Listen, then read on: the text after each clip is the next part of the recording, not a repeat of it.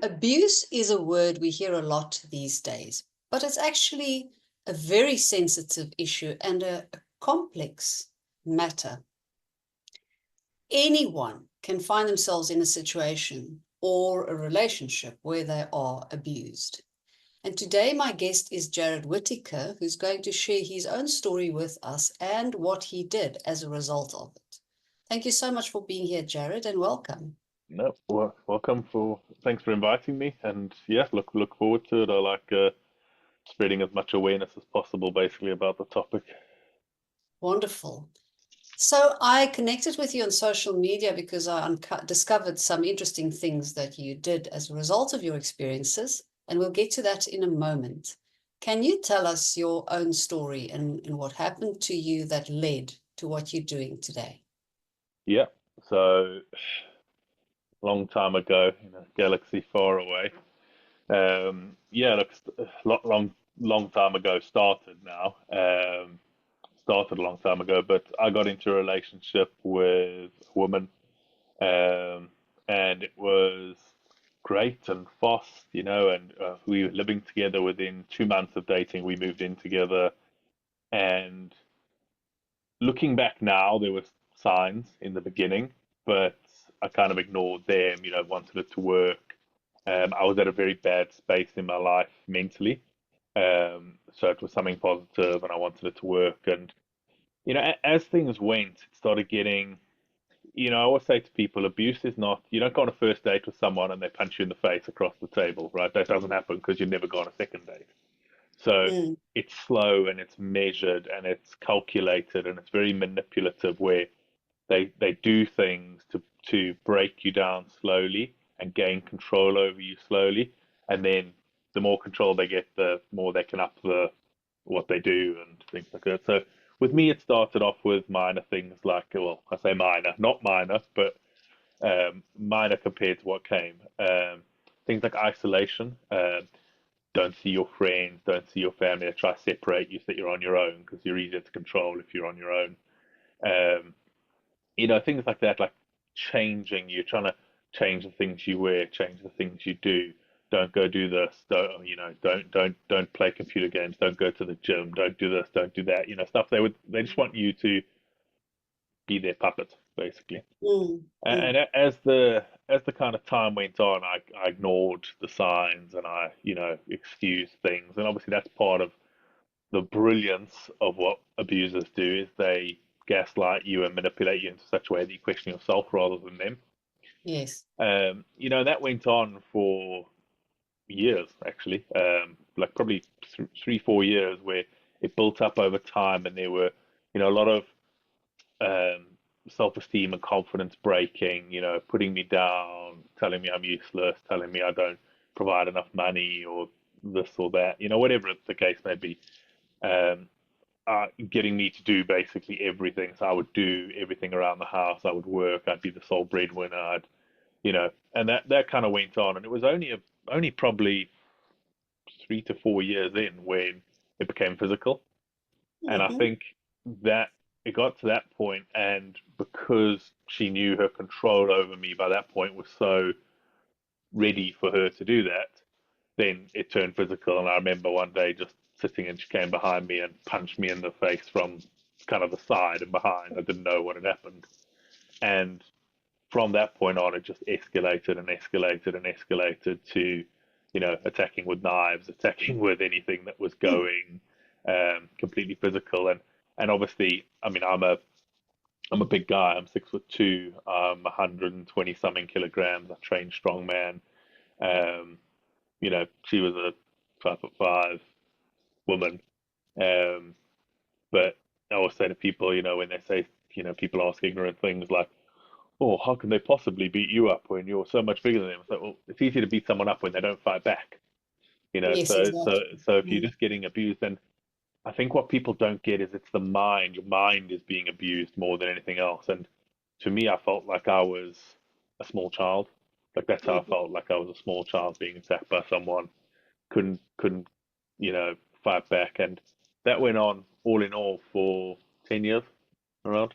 Wow. Um, and it just, like I said, just escalates throughout the whole thing. It escalates, and it was about 10 years worth of that. And I tried earlier on than what I did get out, and I couldn't. I wasn't mentally ready. I didn't have the right understanding of things, um, and I was fortunate enough that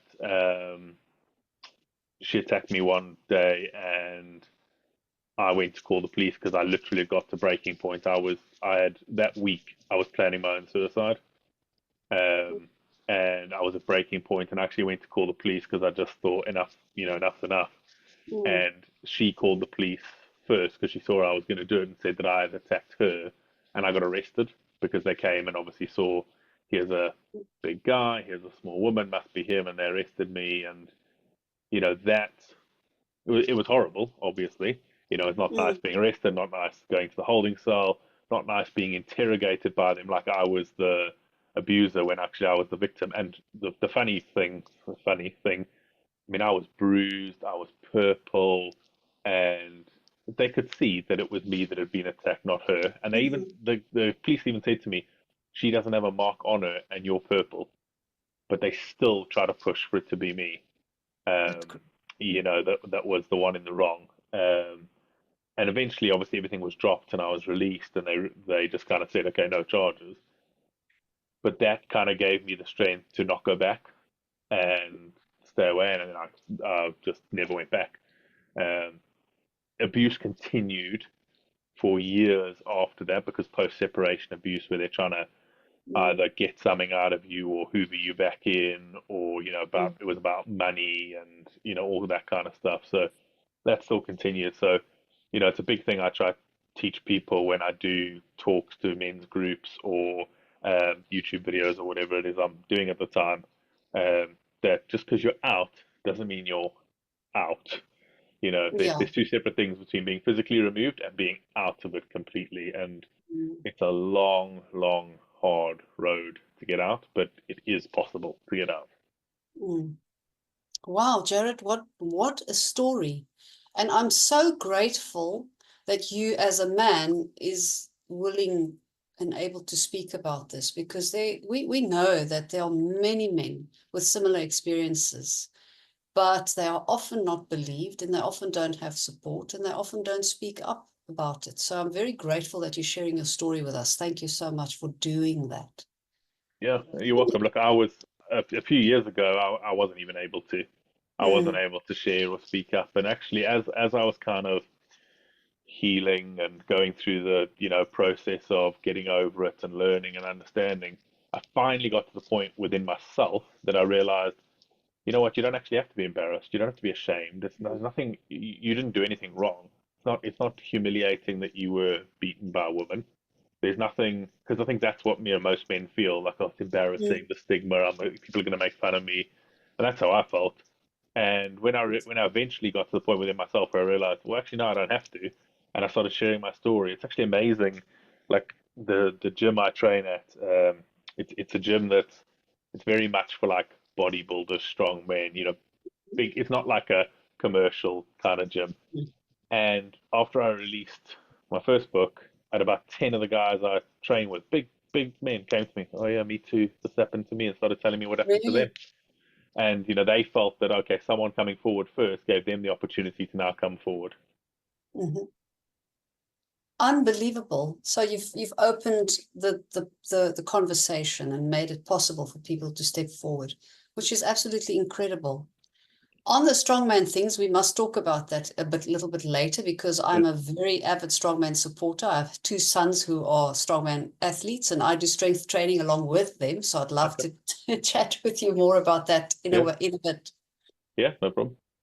Um, just going back to where it started, you said it's a gradual process. Are you kind of roped in? Is it it's a big mental process of getting you under their power and under their control. Can you tell us a bit more about that, or maybe give some examples so that people who watch this or listen to this can be able to identify the signs of Yeah. how it works? I mean, obviously, it's different in every case. It's different in Mm, every case exactly what is said and happened, but it's also incredibly carbon copy in every case. That really? these abusers and narcissists seem to all go to the same school for scumbags, and they all Mm, learn the same tools and tricks, and they know what they're doing, and um, yeah, it always starts off with things like generally what you'll find at the start of any abusive relationship is love bombing.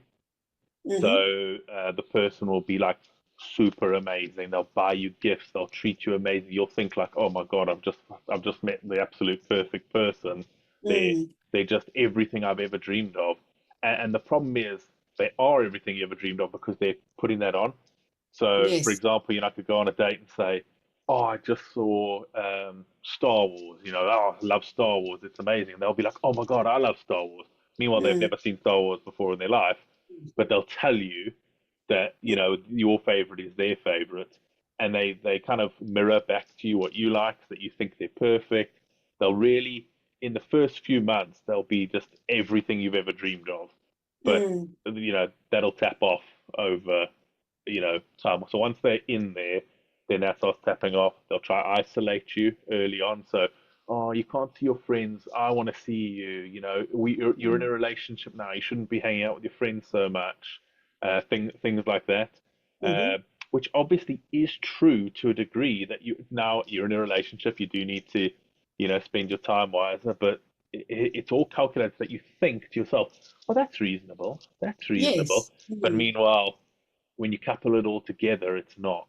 mm, And it starts off with those kind of things that yeah, love bombing and isolation to me are probably the two biggest ones that it starts off with. Then things like criticism creep in, mm, where they start trying to break down your self-esteem, like, oh, you dress a bit sloppy, you should really change what you wear. I'm just trying to help you because I want you to feel good about yourself, and mm, things like that. So it's breaking you down because the worse your self-confidence and self-esteem is, the easier you are to control. mm. So And it's it's yeah, believable the way they do it and the things they say. It's yeah. they're masters. Like, and I hate whenever I talk, podcasts or anything. I hate complimenting them. Hate it. But Mm-hmm, it is brilliant in the way they do it because it's so calculated and planned out, and they execute it so perfectly that mm, I don't know how to say it without complimenting them and saying they do it well. But it's horrible, obviously, that you would go and the worst thing is, what happens when you meet someone, you go into a new relationship and you meet someone and you think, wow, this person's amazing. What do? You open up to them. So you tell mm, them about the terrible things that happen in your life or what your dreams are, what your fears are. And a normal person would be like, oh my God, she wants to do this or he wants to do this. I'm going to help them, support them, oh, I remembered you said one day that you wanted to do this, so I bought you a book on the subject, something like that. Whereas they mm. filed it away for future use of like, right, that's his fear. I can absolutely destroy Okay. him with that Yes. thing. And the very much happened to me. Like the worst things were brought out later into the relationship and used as weapons. Mm. Wow. It's frightening, actually. It's so calculated and dishonest. Yeah. Um, you're being deceived from day one, And actively. the Mm, scary thing is they're deceiving you, but they're also deceiving themselves at the same mm, time because they know to a degree what they're doing, but mhm. because of how malignant narcissists work, they lie to themselves as well. So to them, Yes. they can't They ever be believe wrong. their own lies. They Mm, can't be wrong, so they just make up all these stories, blame shift onto you and everything, and it's mm, your fault. And I mean, you get to the point where it's things like they will be beating you, with a baseball bat, and they'll be mm. saying to you like, "You made me do this to you. Why have you made me?" Why? And it's like, Mm. "Oh, it's not their fault. It's your fault." Yeah, you brought it onto yourself Yeah, almost. yeah. And I Wow. don't want it, but you made me. Mm, So it's scary. Like it's really, and I think people don't realize how scary it is. And I don't think you can until you've experienced it, but you can at least get a very good understanding of it. mm. I think unfortunately there's so many people who behave that way that it's a norm to a large degree. So how do people recognize that it's unhealthy or abnormal or not, not how it should be. Yeah, it's difficult because every single person in the world has narcissistic traits, and Yes. there's different types of narcissism and there's different types of Mm, narcissistic traits. And taken in isolation, a lot of them are, yeah, I pose in the mirror at the gym or I take selfies all the time. That's somatic narcissism, but it's not really hurting anyone. yeah. Um, but when you're a malignant narcissist and you have traits of the other, that's where you want to cause harm to people and you want to Mm, cause damage. And I think it's to me, it's about learning. So you learn all these different types of abuse because especially men think abuse means hitting. mm, That's what men think. mhm. They think, oh, I got hit, I'm being abused. They don't understand that the emotional abuse, the mental abuse, the financial abuse, things like that, Yes. that's abuse as well. So it's about learning that there's different types of abuse, learning all these things like gaslighting, blame shifting, Mm, isolation, all of that kind of stuff. And then running checklists basically to say, are these things happening? Do I recognize these mm, patterns? Because it's once you're in it, it's very hard to get out. But if you can prevent being in it, that's great. mm. And to me, one of the big things that really needs to happen with this is it should be taught to high school children because Yeah. they're going to go out into the world and go into relationships and not have a clue that this kind of person exists. I mean, I had no idea this kind of person Mm, existed. mm. No one does, and everyone says the same thing. Oh, that would never happen to me. Okay, sure. And we come back when it's happened to you and tell me that. Mm. But by teaching it to maybe the 16, 17, 18-year-olds that this kind of thing exists, they could really, understand it. I've got a 15-year-old daughter and taught her a lot of the things because obviously I don't want her to get in this kind of Mm. relationship. And funny enough, we were watching, what was she watching the other day? Twilight. She was watching Oh, Twilight and I yes. was sitting in the lounge and he tells the girl in it that no, no, that never happened. You're remembering it wrong, but he knows that it happened. Mm. And she was like, "Oh, he's gaslighting her," Yes. and I'm like, "Yes, Yeah, yes, yes, he is." exactly. Yeah. Yeah, I think there needs to be a relationship 101 training for teenagers, adolescents somewhere. yeah, Just some basic unhealthy personality traits and dynamics and things, disorders even that people need to be aware of because we yeah. get ourselves into relationships and we have no idea But also, what is. boundaries. Mm, How do you set boundaries for yourself? What do you like? Don't yes. like? Because the Mm, problem with the world at the moment is everyone, especially the younger generation, they're learning everything from TikTok or social media. They're not really exactly. Yeah. learning from life. So what they're learning is wrong, basically. Yes. Not reliable sources in the Yeah. first place. Definitely. Yeah. Jared, can I ask, being a man, you said there were years of abuse on all kinds of levels before it became physical the first time. What was your reaction the first time that you were physically assaulted? Surprised? Did you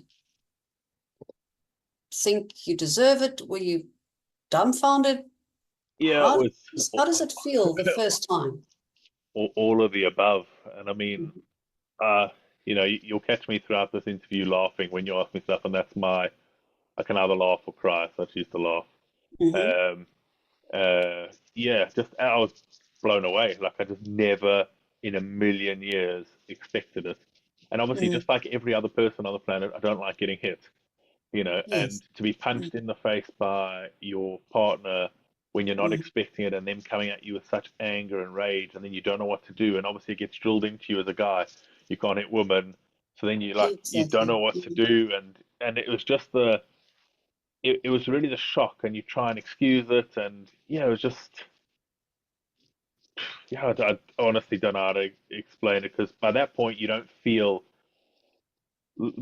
self-confidence is broken down you got no self-esteem like I said I felt like a little kid when I was getting hit Mm. um, and then with the mind games they're playing and the manipulation and the gaslighting they're telling you you deserve it you're this you're that and then I never did that you made it up or Mm. just it's I can't put it into words what I can kind of maybe try and explain is that it is like living in hell but Mm. to me, it was worse than being in hell because in my mind, I would think, well, if I was in hell, there'd be fire and brimstone and devils and demons and I'd be being tortured. and I could relate in my mind that this is the place I'm in. But because you're in a normal life and you're going to work and you're at home Mm, and you're seeing people, but this is still happening to you, I couldn't mentally relate to it. And I actually started towards the end of everything. I actually started seriously applying online for um, army roles, military roles where I could go to like Afghanistan or war zones. And I thought, if I could put myself in a place like that, maybe I could mhm, mentally align myself to the fact that my life is hell because I'm living somewhere mm, terrible, mhm. in war or whatever. But I Yes, couldn't. It was just destructive mentally. that's very interesting. It's also, I think, because it happens so gradually, it gets worse. It's like that frog in Yeah. the water sort of story. Yeah, Hey, you that's what don't I said. I mean, if realize. I had gone on a first date and she had reached across the table and slapped me, I would just have Mm, never bothered seeing. And there's no yes. trauma bond, there's no attachment, so I would have no Mm, reason to see again. But that's mm. why they build it up over time before these things start. Sure. It's a fascinating dynamic that goes on. As I said right in the beginning, it's very complex and very important that people understand the basics Yeah, of it. and that's everyone. That's men, women. Mm, Anyone needs to understand this because it can happen to a man can abuse a woman can abuse a woman can abuse a woman, man can abuse a man, etc. mm, And the way the relationships pan out when you're in the relationship is actually very similar. I've mhm, done talks with female abuse survivors when we do like male female view, and the mm. relationship you could literally both say your story and you wouldn't know whose is whose because it's the same thing. But Yeah. the nuances and the differences come in when it comes to trying to find help and get out and be believed, and that's where men suffer a bit, well, a lot Yes. compared Mm. to women.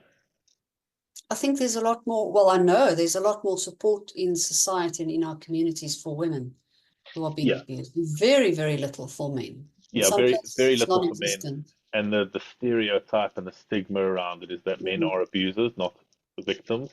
Hmm. Um, you know, I live in the UK, but now obviously I'm South African originally, but when I've been to court or dealt with police or whatever, they look at you like you're the abuser because you're the man, and that's Mm. just the way it is. And there's very few, there's loads of helplines for women, very few for men, and the ones that say men can ring in, they are. If you look at their, call centers have scripts that they work off. Hmm. The scripts, I've seen them. The ones for if a female rings in, it's like figure out how you can help her. If a man rings in, figure out if he's the abuser and trying to Really? cover his tracks. Yeah. Only after that do they then they don't help you. I'd say that after that they'll help you, but they don't. They just Good not grief. interested. Yeah, there's Wow. very very very few organisations that are actually for men, and you have to know that they exist. And I mean, Mm. I always say to people, if I was to go on the streets of London and Mm. walk around and say to people, "Oh, sorry, can you tell me two, Mm. domestic abuse charities for women?" They'd be able to tell me, Women's Aid, Refuge, Bank. Now Mm. tell me two for men. No one's No. gonna know. No one's Yeah. gonna know unless they're in this world. They're not gonna know. Mm. That is shocking that the script for somebody taking such a call is actually, and I believe that it makes sense because Yeah. it's also important, I think, in both instances to determine whether the person is the abuser trying to cover their tracks. It's an important aspect that needs The to be considered. the But way the model works in most of the Western worlds, I'm talking UK, US, and other kind of European countries, is mm, um, the model is designed based on the belief that a woman is a victim and a man is a mm, perpetrator. mm, And the problem is that's how it's trained as well. So if yes, you go to training courses, it's like when he was hitting her, she was. So it's never, when the abuser, when the victim. It's always a mm, man abusing a woman. I mean, mm, go ahead and Google domestic abuse. I guarantee you the images that are going to pop up is a man beating a woman. yeah, And, many. yes, men abuse women, and men that abuse women are scumbags. Mm, Simple, right? But yeah, women who abuse men are scumbags too. So, mm. abuse is terrible no matter who it's happening to, and it should be treated that way, but it's not. Unfortunately not. It's very sad and it's very harmful. It's a narrative that some of us are working very hard to Well, to it adds change. to men not wanting to come forward and not speak up because, Mm, you know, mm. So Jared, when you mentioned that you actually got a bit of help in a situation that finally gave you the strength to get out or stay away. How does one get there? If this is a gradual thing that happens over years and you actually get to a point where your self-esteem is so broken down, you're not in a good place to stand up for yourself. You're not even sure if it's abuse or not. It's just unbearable. How do people, where do they get the strength to then stand up and say, this is enough, no more, I'm going, or Uh, honestly, I don't know. Because with me, it just kind of, I think with me, I needed my mindset to shift, and because I got arrested, and that was my big fear, because Mhm. I was very senior in the corporate world, and my Mm. fear was that something like that would happen. I'd lose my job, Yes. but then I got arrested, right? And then I kind of was like, well, it's happened now, so I don't have to be afraid of it happening anymore because it's happened. You know, it's Mm. almost like when you're scared of going and getting an injection when you're a kid, Yes. and then Mm. it's done, and you're like, oh, well, that was stupid. I was so scared of that happening, and it was actually nothing. Um, and not that getting arrested is nothing, but it happened, and I was still alive. And I realized, okay, well, now's my chance. I've been taken away by the police. I can do it, and I kind of did it. And unfortunately, I did it on my own, and it was harder because of that. Mm. But obviously, you know, if you've got someone in your life that can help you, like a friend or a family member, and obviously they isolate you away from friends and family members, so that's even harder. Mm. But you know, if you've got someone, there are organisations. If you do learn about the organisations that are there to help you, whether you're a man or a woman, Mm. they can get some help. Yeah, look, it's hard, and it's. I do a lot of calls with guys who are abuse victims or aren't sure if they're abuse victims. Actually, to your point Mm. before, and I tell them the same thing. I say, I'm not going to lie. It's not like you're going to just walk out the door and that's it. It sucks and it's hard and it's terrible, Mm. but you Mm. can do it and you can get up to the other side. And I mean, I'm in a super happy relationship now. We're engaged. We've got a little girl together, and it's so weird for me being in this amazing relationship where we're both respectful, both treat each other well, both love each other, and it's so weird, but Mm. wonderful, but weird because it's not what I'm used to. Yes. So you can get out the other side, and I know guys that have done exactly the same thing, got out the other side and moved on with their life, Mm. but it's hard. It's really hard. Yeah. Fortunately, we know it can be done, but it's damn Yeah, difficult. yeah. Jared, you mentioned you have an older daughter, the one who watching Twilight. I don't know how long ago you were in this abusive relationship, but did she witness any of this, or was it later? She's my stepdaughter. So Okay. no, she's my fiance's daughter. All right. Okay. Um, so no. Luckily that's not So happened. there weren't children in that relationship. There were. I don't talk about it. Okay. I keep them out of it. Okay. All Yeah, right. yeah, Because it's just an interesting, yeah, that makes it even worse. So. yeah, yeah. That's I think a big trap for men in particular, because Mm. as a guy you're programmed to provide support, you know, protect. So children get used against you a lot, and I've spoken to so many men that are like, well, I wanted to leave, but I couldn't because we had a child, and I needed to make sure they were okay, or Mm. you know, but you know, that what's that old saying? You can't pour from an empty cup. So if you don't look Mm. after yourself, you're not going to be able to give anything to your child. But you know, Yeah. we're just programmed to be that way. To you know, you want to look after your kids, and same for women in abusive relationships. Their Mm. first thing they want to do is protect their children. Can I ask you a question? And you're most welcome to say if you don't want to talk about it. I work with a lot of families who go through separation and divorce. And I often hear this, or the issue often comes up. If my partner was abusive towards me in the relationship, will he also abuse the children? Or will the children be safe with that person? It's an issue that comes up so often. I'd love to hear what you think of that. It's such a difficult one that because you obviously want to believe that a parent is going to treat their children well, Mm. and I think there's cases where I think you have to separate it. So all malignant narcissists are abusers, right? Mm. not all abusers are narcissists. Yes, Some yeah. are just horrible people. Um, and I think an abuser might be able to treat their children well. A narcissist cannot. Their children are just pawns in their game. That's Mm. it. Everything is a means to an end with them. It's always about them. So I think it depends on were they a complete narcissist or just horrible person. Yeah. So yeah, but a narcissist can love no one but themselves. Yeah. And then a narcissist can't really be helped with it either, but the person who's not a narcissist can learn Yeah, and be better.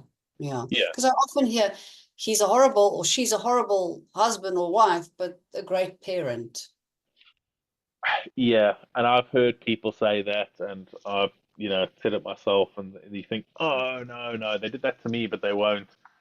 But it's because you're still in denial, basically. Mm. You don't realize the depths people will go to. Um, and I think a lot of the people I interview, men and women, children are just pawns in a game, and they'll Mm. be used. They'll be used. There'll be parental alienation. There'll be. It's not about what makes the kids happy or what's good for the kids. It's about Mm.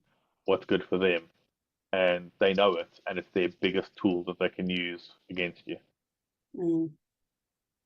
Yeah, there's no place to be safe No. with a narcissist. But I also make a point of telling people that we need to be careful because it's another word that is thrown around a lot. People are called narcissists. And Oh, as you said, we all have narcissistic traits that come out at the worst possible times. But there's a difference between somebody who's actually been evaluated and properly diagnosed. but also, I mean, again with what I do now, so many people I talk to, and they go, oh my God, I know this person, and they're such a narcissist. And it's like you don't even know the meaning of the word. You think they're a Mm, narcissist because they cancelled plans on you last minute, didn't pull out a knife and yeah, try and kill you and then beat you in your sleep. Like yeah. people throw the word around. It's so, and abuse is another one. They throw around, oh, Mm, it's abuse because you know, I didn't get all my pocket money this month. You're abusing me, or so. It's mm, ridiculous. It's the mm, world has gone so crazy that people need to understand. Like, no, no, there's lots of things that are abuse, but you need to understand what that word really means. It's a very powerful word, and so is narcissist, and you need to know what it means when you're saying it. yeah, I couldn't agree with you more. And I think a principle that applies to all of us is to know that no form of abuse is ever acceptable, and there's never any reason that um, qualifies it, and there's no excuse for it either. Yeah, Period. yeah, and it's Yeah. the excuses will be thrown around, obviously, but there's not. And I think that's a big thing. Victims, men and women, have to learn is that you didn't deserve it. You didn't bring it on yourself. Mm, mm, It was done to you by someone. You have nothing to feel sorry for or ashamed for, humiliated for. They do, and that's it. wow. So, Jared, I mentioned earlier that you've done some interesting things as a result of your experience. Tell us more about that. Yeah. So I still stayed in the corporate world after, and I actually ended up doing pretty well. I became CEO of a global tech firm, and I was running that. And there was always just something in the back of my mind saying it wasn't what I wanted to do. And actually, always what I wanted to do in life was right. That's always, I went to Mhm. university, I studied English. I just never had the confidence to do it. And one day I was just sitting thinking, what, this is not the life I want. What do I want to actually do with my life? What do I want to contribute to the world? And I thought, what, I've got a story to tell, and I've got, the ability to speak up and allow other people to speak up because they'll see someone else coming forward. So actually, left the corporate world behind, and I now write. And I write about abuse, narcissism, false allegations, all the wonderful things that people love to read about. Mm-hmm. It's horrific stuff. It's not nice topics, but I try and educate people, try and do it in a way that they can understand it. Consumer, particularly men, obviously, 'cause Mm-hmm. that's my focus. But I do think my stuff is good for everyone. Yeah, and I've literally yesterday released my fifth book on the topic. Um, yeah, and I make YouTube videos about it. I do interviews about it, podcasts. I do campaigning. I end up on a lot of random calls with a lot of guys who reach out to me after reading my book saying, please, can you help me? Mm, I've ended up on more than one or two calls that I'd never in my life thought I'd be on a call to some guy who I had a guy call on the phone and he was like, I'm sitting in the cemetery on my father's grave, I'm about to kill myself. And, sure. he's sitting on the phone for hours with them, trying to help Mm, them. And, so it's interesting because it's what I wanted to do to try and help people, but mm, it's very hard, like on me mm, mentally and mm, everything because it's I live in this world now continuously. mm, mm. Well, that must be draining your energy a lot. So Yeah. how do you take care of yourself? Because this is hard work that you're doing, but much more. How do you take care of yourself so Uh, that you, like I said, I'm in a very lovely relationship now, and she is really supportive and really helpful with everything like that, and she understands it really well, and actually taught me a lot about it when we Mhm, first got together. So that's really helpful. I gym a lot. I mhm, train a lot. Um, yeah, for me, it's just about having stuff that I can completely separate myself from it. So gym, computer games, TV, just things that are completely separate from the world of mm, abuse, basically. mm. It's interesting that you say that. I find this the same with myself because I work with trauma all the time, but I've had to limit I've put certain times of the day aside to do that, and other times of the week where I do completely different things, because just to maintain a bit of equilibrium, because it's draining, it's hard, and it's difficult to not take it all on and Yeah, carry everybody's pain. So there needs to be deliberate and conscious activities and actions and practices to take yeah. care And of yourself. I'm the kind of person who someone will, I'll get a guy reach out to me on like Twitter or through anything, being like, oh, I read your book. Would you mind having like half an hour call with me to give me some advice or whatever?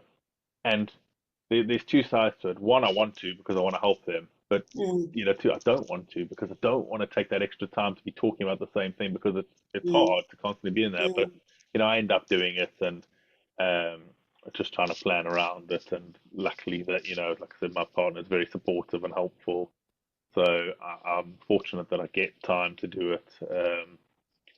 But yeah, it's a hard world to be involved in mm, permanently. And I think, not from I'm not saying this for me, but for the other people that are involved in this world, I never appreciated how much effort and how much personal sacrifice goes into trying to do stuff like this to help people where you're living mm, this like you lived your own nightmare, now you're living their nightmares with them yes. permanently. Yeah. I think it's a certain type of personality. And I wanted to ask you what makes the difference for you, because I'm always looking for people for Get Up and Grow who are willing and able to share their story. But I've also come across many people who'd say to me, it was an absolute nightmare. I've put it behind me and I don't ever want to talk about it again. What makes the difference for you? What makes you stand out and reach and write the books and continue to work in it? The simple answer is autism.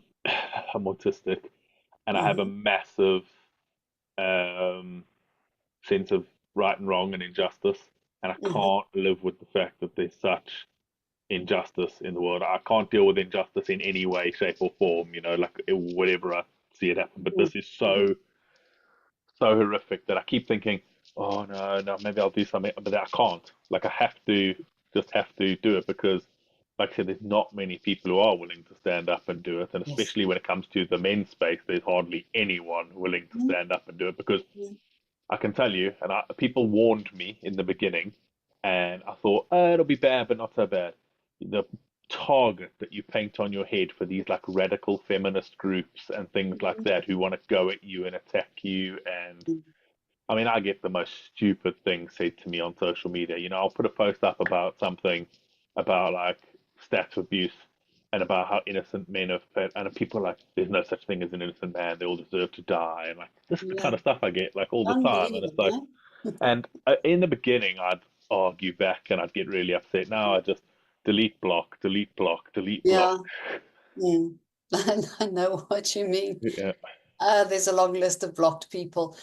But it's this kind of work that makes a change and makes the world a better place. So I'm grateful that you feel so driven to do this and to But stand up. it's so funny that we're talking about this because literally the other day, my fiance and I were having this conversation about, how hard it is to be in this world and how almost insignificant it is in the grander scheme of things. It's like Mhm. throwing a snowball at a mountain is what I equate it to, because we need real change to make a real difference, and this is just the Mm, tip of the real tip of the iceberg. mm, But I've had this year, I've had, I don't know, maybe 5 to 10 guys reach out to me with long letters or emails or whatever saying they were going to kill themselves, and because of me, they didn't. Or they mm, read my book and they're out of their relationship now. One guy said to me the other day his court cases are done, and I helped him get through it. And, that's because of me, 5 people are here when they wouldn't be. And that, mm. I play it down myself, but actually, I suppose it's a big thing. I mean, well, it is a big thing. But also, maybe one of those 5 people goes on to invent the cure for cancer or something. I don't know, but it doesn't Yes. doesn't matter what they go on to do. But I changed. Maybe I didn't change the world, but I changed their world. I love that. Yeah, it changed their world. And that makes it all worthwhile. Yeah. So, and then when stuff like that happens, I'll be like, I can't stop because not only can I not anyway because it's unjust, but if I stop, people like that wouldn't get the help they need. I mean, there's other people out there helping, but you know what it's like when you're trying to find someone out there to help you. Maybe there's 10 people, but one is going to click with you, and the other 9 aren't. So, Mm. Mhm. Yeah, there is help out there, but not nearly enough. yeah.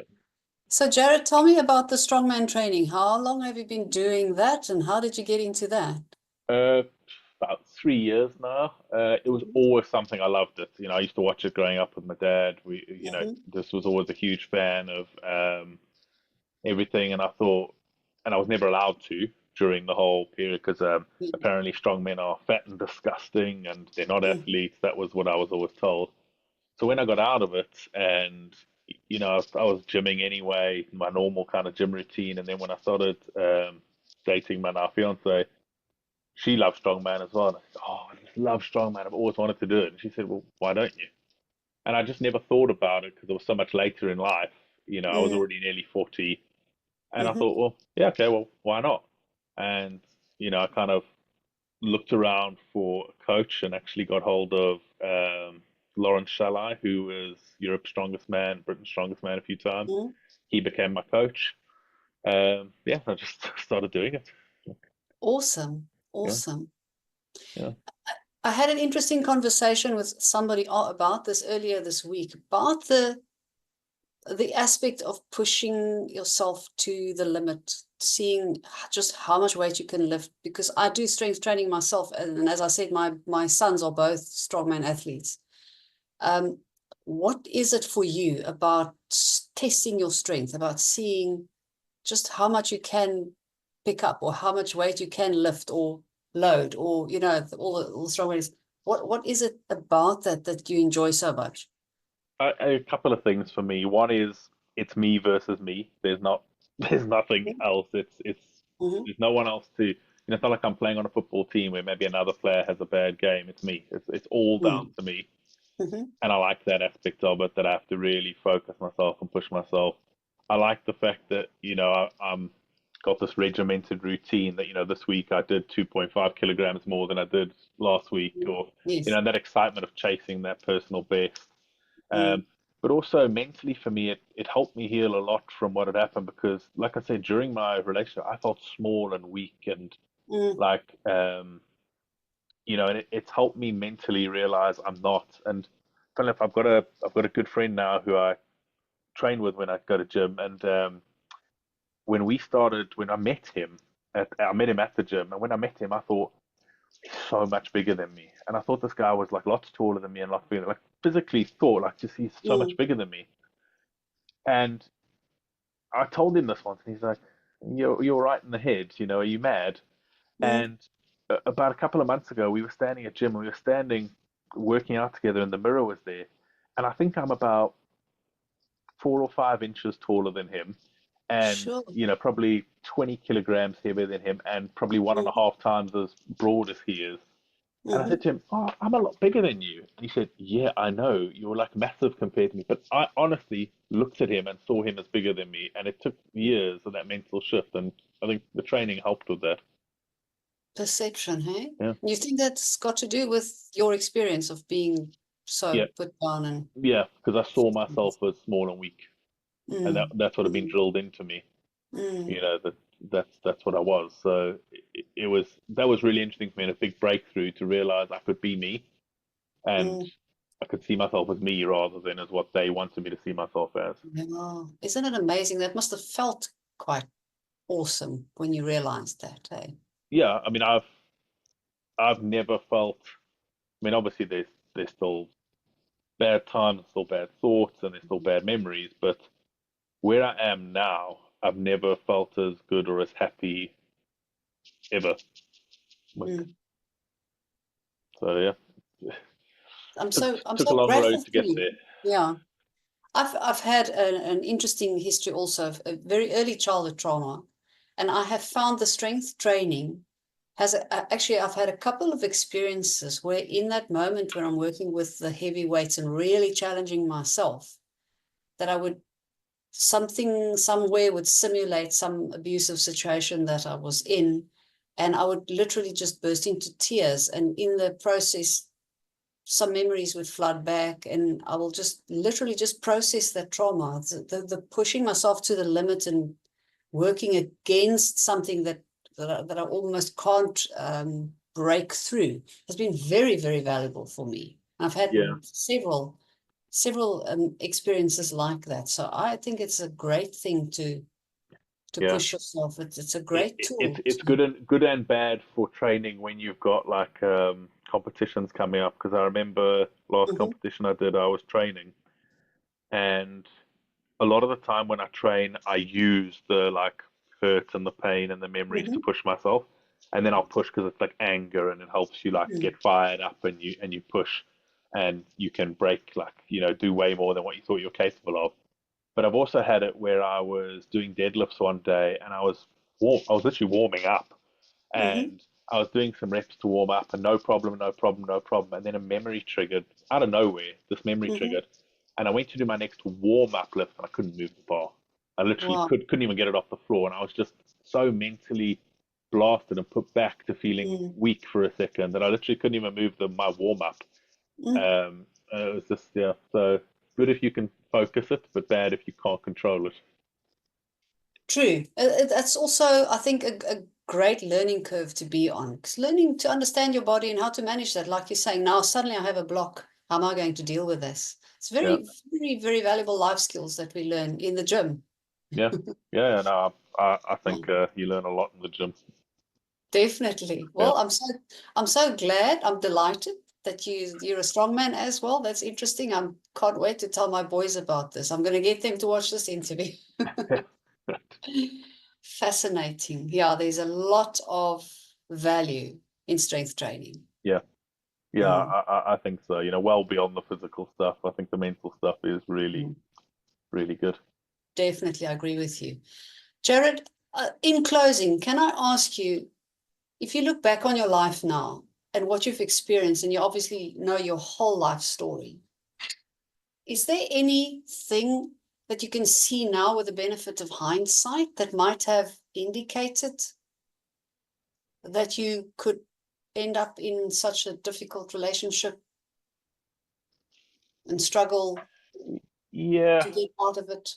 yeah. I mean, I can look back and through the relationship, I can see all the signs now that were there to see Mm, that either I didn't see or I ignored or didn't understand.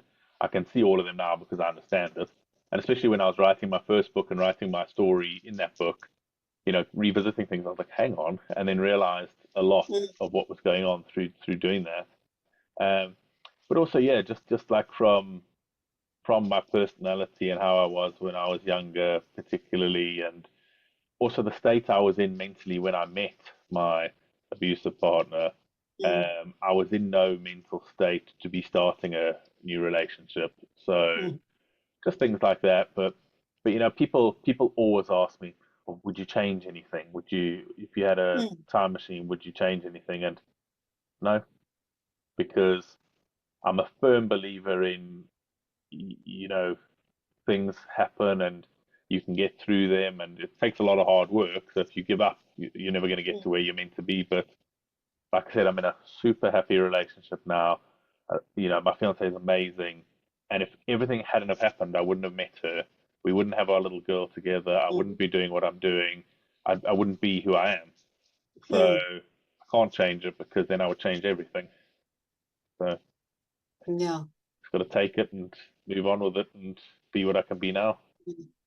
So my Get Up and Grow is always there's a process that I've developed called Get Up and Grow, and it's about uncovering the valuable life lessons that the experience holds for us, and then integrating that into our adult selves, and that helps us to adapt and navigate in a different way moving forward, and that's how we grow.